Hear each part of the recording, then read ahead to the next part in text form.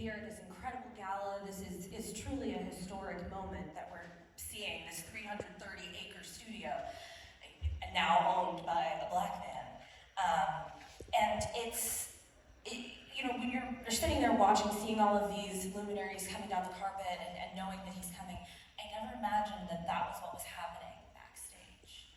That it was this moment of grounding and needing to kind of work through and open up about that coping mechanism that the trauma has created. Tell me a little bit about those moments where you're trying to get TP to open up.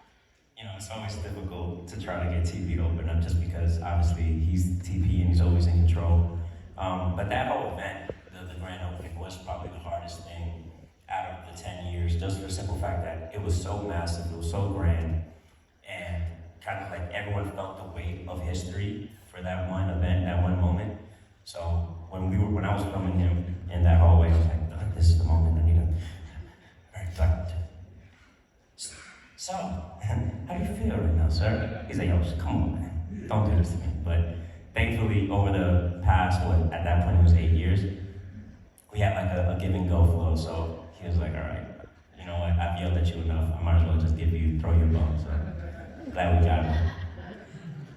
What was that process like for both of you? Because as you mentioned, of course, a lot of this is verite. You're catching those moments that are very informative. But it's also diving into and digging into and maybe even sometimes, having multiple conversations about these very tough moments.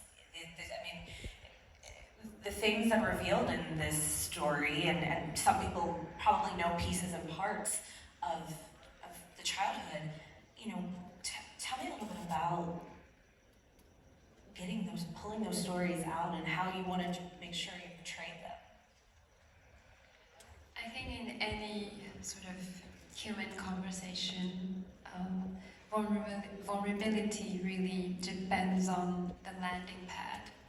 I think when people